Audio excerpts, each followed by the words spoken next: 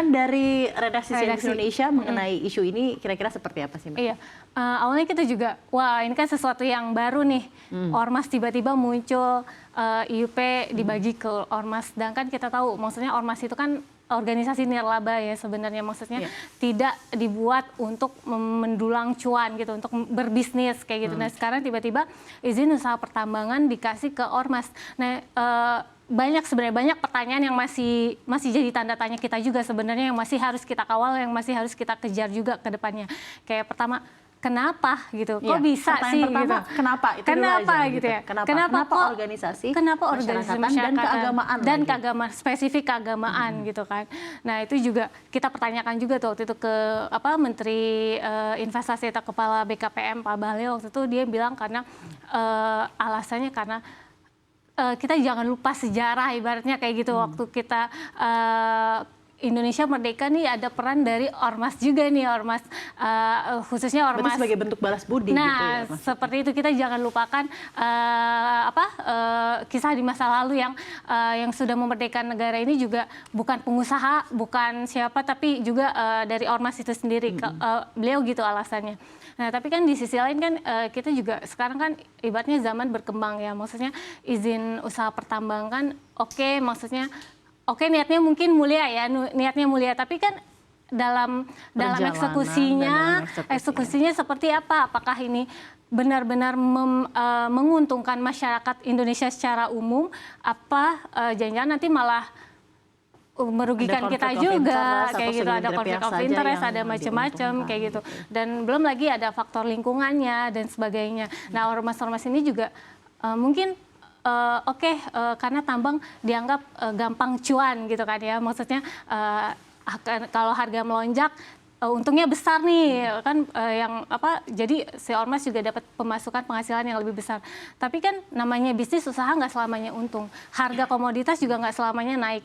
Apakah siap nih ormas menghadapi naik turunnya harga ini? Jadi maksudnya dalam hal specific skill yang harus dimiliki oleh human resources yang akan mengelola izin usaha pertambangan ini juga dipertanyakan dalam hal ini, karena memang tidak ada spesifikasi khusus apakah organisasi kemasyarakatan dalam keagamaan ini memiliki keahlian gitu dalam pertambangan gitu. Jadi memang pertanyaan mengapanya ini yang memang sangat-sangat tebal masih sangat diperdebatkan kan. Ini kan sebenarnya mau tidak mau ya itu tadi karena ada pertanyaan mengapa gitu ya. Jadi banyak pihak yang juga cukup agak bersuara mengkritik gitu ya, kenapa harus diberikan izin tambang ini ya, karena dikhawatirkan menimbulkan konflik of interest dan apakah maksudnya pertanyaan-pertanyaan seperti kapabilitas, apakah organisasi kemasyarakatan dengan basis keagamaan ini memiliki kemampuan gitu ya untuk mengelola sumber daya alam gitu dalam pertambangan.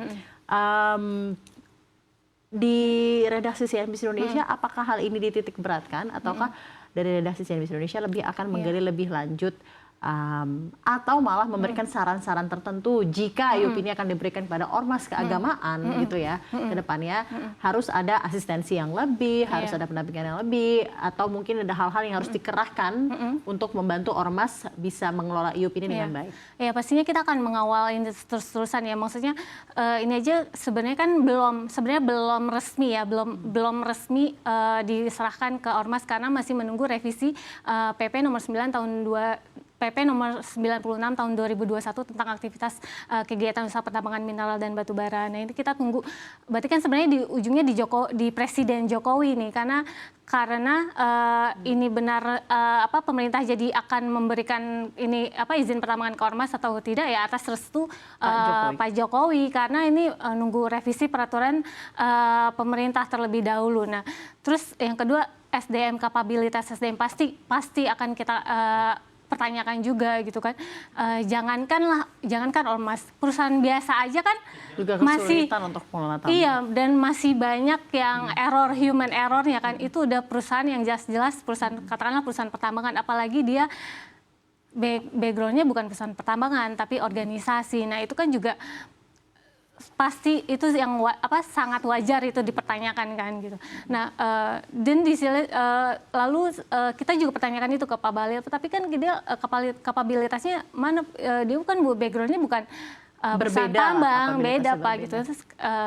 Terus pemerintah juga bilang, tapi kan kita bisa memberikan kayak partner yang profesional, tidak hanya Oh, itu dari kalau Bapak. Pak Bahlil waktu itu sempat bilang gitu kan, kita mencari partner yang profesional. Nah, itu aja kita juga masih ada tanda tanya lagi nih. Maksudnya mencarikan partner profesional nih kayak gimana Apakah nih? third party kah, Nah, ataukah nanti ada asistensi dari memang yang memiliki ahli takutnya kan tambang? kita sebagai masyarakat umum lagi-lagi kan kita selalu curiga ya bawahnya pasti kan jangankan Kritis media lah ya bahasa kritis bukan lah curiga. maksudnya ini jangan sampai ini cuma jadi alat atau cawe-cawe dari pihak-pihak oknum tertentu itu kan kayak udah masalah rahasia umum gitu ya kayak di negara ini. Nah, takutnya ormas ini juga dijadikan alat atau cawe-cawe dari entah siapa itu yang berkepentingan itu tadi ya Mbak Wilda ya. Oke, kalau dilihat dari dua kacamata, dua sisi koinnya gitu ya. Ada sisi yang baik, ada sisi yang buruk, ada sisi husnuzon, ada sisi tidak husnuzon. Nah, Mbak Wilda saya ingin tanya, kira-kira skenario terbaik yang akan terjadi jika benar nanti IUP ini akan dikelola oleh ormas agama, manfaatnya apa? Tapi jika ternyata perjalanan ini tidak berujung dengan manfaat, apa hal terburuk yang bisa terjadi dalam ini? Jadi kita lihat dari baik dan buruknya deh. Sebenarnya awalnya pemerintah ini sebenarnya juga harus menekankan ke si ormas ini bahwa pertambangan tidak selamanya menguntungkan.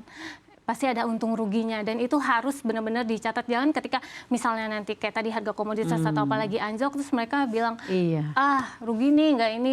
Ya itu kan resiko bisnis. Pertama itu harus ada pemahaman terkait dengan bisnisnya sendiri. Yang kedua juga terkait dengan industri pertambangannya sendiri. Ini kan terkait dengan safety-nya juga, keselamatan.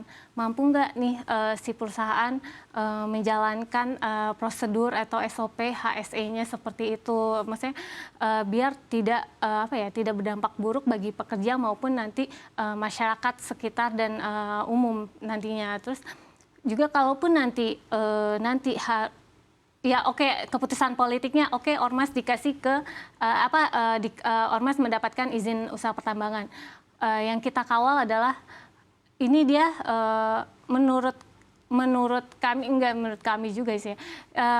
Sebaiknya harus dia berpartner dengan minimal kayak selevel badan usaha milik negara ataupun badan usaha milik daerah yang memang benar-benar jelas sudah pertama itu juga punya pemerintah, ibaratnya mayoritas masih dimiliki pemerintah, baik pemerintah pusat maupun pemerintah daerah.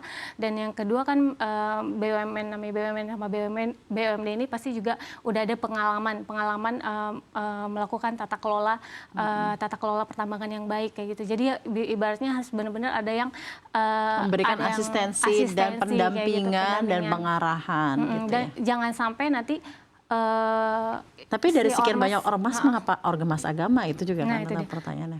Tapi saya dengar loh, jadi gosip. Nggak. Kalau editor view.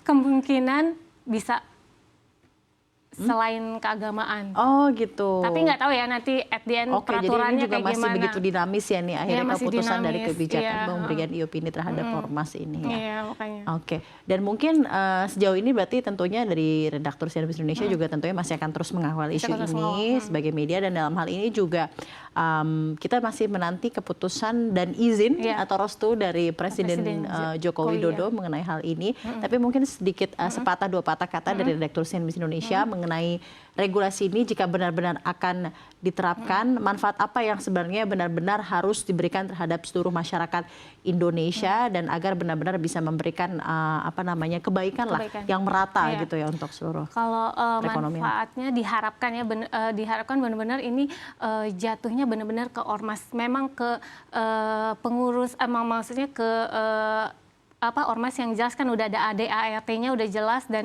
kalaupun misalnya ada bisnis di luar ormas itu benar-benar harus pertama ya dirasakan pertama mungkin anggota ormasnya sendiri pasti kan, dan selain anggota ormas juga ya diharapkan ormas itu juga dapat mengembalikan lagi ke masyarakat nih, misalnya bisa memberikan bantuan apa ke masyarakat sekitar maupun masyarakat luas kayak gitu.